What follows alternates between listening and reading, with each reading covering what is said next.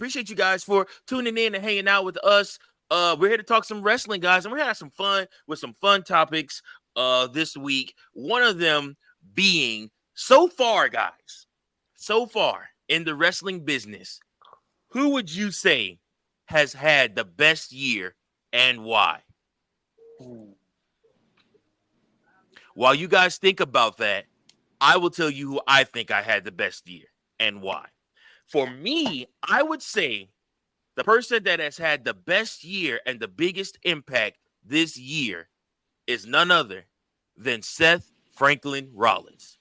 To me, Seth's year has been amazing. I've loved everything about what he did, about how they cooked him into the Bloodline feud, and how he went from there to then intersecting himself into the feud with CM Punk and Drew McIntyre, and even creating his own lane with the feud for CM Punk once he comes back from injury.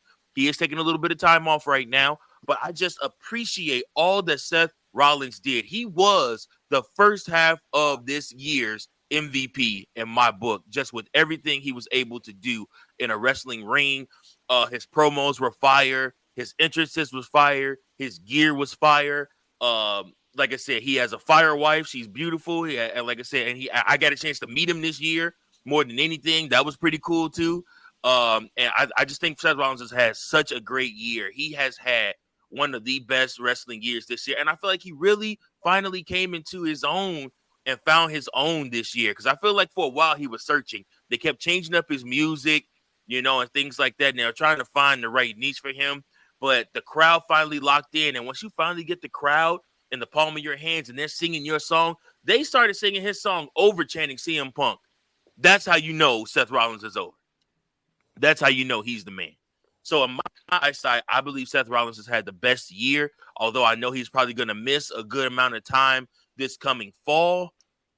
Still, Seth Rollins to me, man, he's had the year. And once he comes back, he already has a ready-made feud where he's going to put over another superstar or help make another superstar, that being Big Bronson Reed.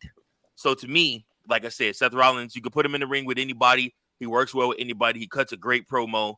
That's the man. I kind of want you to defend this, actually. So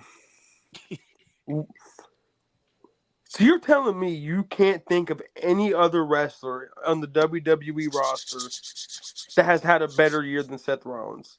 Sure, but I also hope that my co-host would use their brain to be able to come up with those wrestlers and say those wrestlers. I like to go off of the cuff and pick somebody that I view his storylines, his matches, his promo work, his ring gear, his entrance, his reactions. I mean, it's got to all flow together for me to say you've had a great year. It can't just be one storyline. I'm not just going to throw a Liv Morgan out there just because she's had a great couple of 3-4 months. Like I said, I'm going to say somebody that has longevity and shown you they can do this over and over and over again, and that's Seth freaking Rollins to me. All right, Drew McIntyre. Okay. Go ahead, Coach. I didn't even know you were talking. My fault, brother. Go ahead. No, you're good. You're good. But that's a solid choice. But that is, I was debating between this man and Drew McIntyre.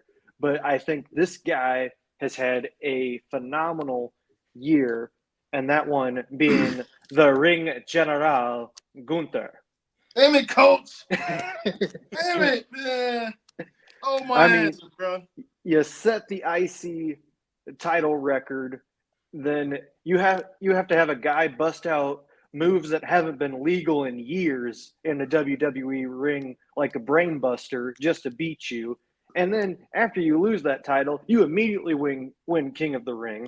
And then you immediately win your first championship, World Heavyweight Championship match. And you're just, you can't, people are trying to hate him, but at the same time they're like, we respect what you're doing, man. So it's like really hard to hate you. We know you're a heel, but damn it, you're too good. So that it's got to be Gunther. I would argue that Gunther's promos still leave a lot to be to be desired with me. Lately, he's been cutting it up as world champion. I think the last 2 weeks have been his best promos as a heel, where he's really took a crap on Damian Priest, or really took a crap on whoever, or Randy Orton, or really took a crap on whoever he's talking about or talking to. And he's really, really shown the last couple of weeks that he does have that good heel promo that makes you just want to be like, oh, you SOB. Like, you kind of cocky, bro. Like, I don't like It's so funny you said that, because I was watching with my dad. I was like, dude, I can't believe Mike said this dude can't cut promos. This dude's money. I was the last 2 weeks, he literally showed that. But that whole IC title run was literally built on his wrestling skills. It wasn't on his speaking skills. I mean, other than but when he shined is when he actually had a storyline with Gable, with Sammy, with the other guys. It's just like what's he supposed to do with Ricochet? What is Ricochet like? So I mean, it's just Gunther's a great choice. It's like you kind of got to give him the benefit of the doubt, because his first language isn't English. I don't give him the benefit of the doubt when they're putting the whole company on his back. He's a world champion. He's the longest reigning IC champion. But I expect you to be able to communicate one way or another, to get the crowd to know what you mean. I mean, he gets a reaction every time I'm here. And when I was in February of just this year, when he was still IC champion, and I saw him in St. Louis, huge reaction. WrestleMania, huge reaction. Like, he's even though my pick is Drew McIntyre, it's like it's almost hard to go against Gunther, because he's even almost more believable than Drew with how he's presented, at least. Even though I think, and when we bring this up, like this, like best of 2024, my criteria too is kind of like breaking out a little bit too. Unless we're just talking like Cody and Roman, because Cody probably has had the best year. He literally won the Rumble. Had the best. You know what? I'm saying Cody. Forget Drew. I'm saying Cody. I can't believe I'm saying this. I think it's Cody. He won the Rumble, did all the stuff with The Rock, and got more over than The Rock. Whether it was planned or not, I don't know. They did a decent line, burn the lines. Regardless, he got over. And he's a household name now in the real world. You can kind of ask somebody, do you know who Cody Rhodes is? And they'll probably say, yeah. And it's weird that we're in that spot now, but Cody Rhodes is in pop culture. Didn't like see Joe it Burrow, when you couldn't see that when he had the paint on his face at Stardust. Exactly. I can't believe it, but he is. And it's like, dude, when Joe Burrow dyed his hair blonde, everybody was like, that's Cody Rhodes. Joe Burrow's going to finish the story. And again, as soon as I saw that, and then as soon as I saw him on Call of Duty, and I'm like, I mean, dude, I can't deny the reality now. So it's like, he won Rumble. He had an amazing feud with Roman. Wait, hold on. So did Roman bring wrestling back, or did Cody bring wrestling back? Because I don't see Roman brought wrestling back, because if Cody chased the longest reigning champion almost of all time. Cody, while Roman was putting WWE on his back and saving it while there wasn't fans, Cody Rhodes couldn't tell if he was a heel or a face cutting promos in AEW while he was the TNT champion. So, I mean, I'm sorry. Cody's amazing, and he's had the best year, but Roman's arguably the greatest of all time. Cody is not. I just hit my glass off my face. Cody is not arguably the greatest of all time, but he's probably having the best year with everything with The Rock, finishing the story. And then his matches over the last few months have been great.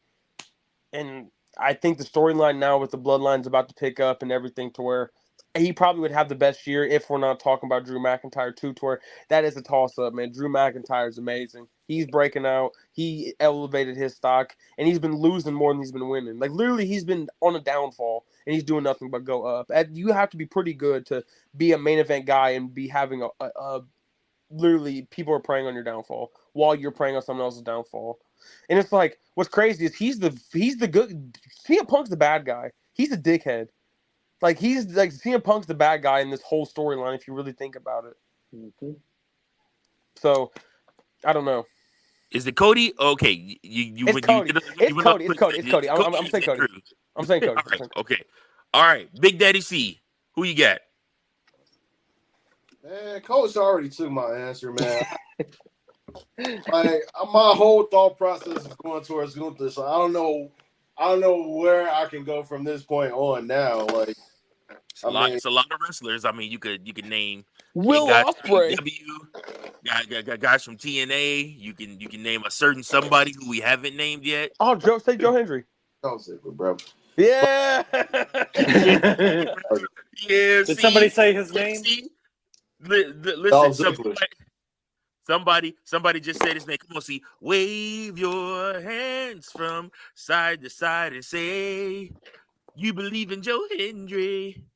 Joe Hendry, he's so prestigious. Wave your hands from side to side and say, you believe in Joe Hendry. Joe Hendry.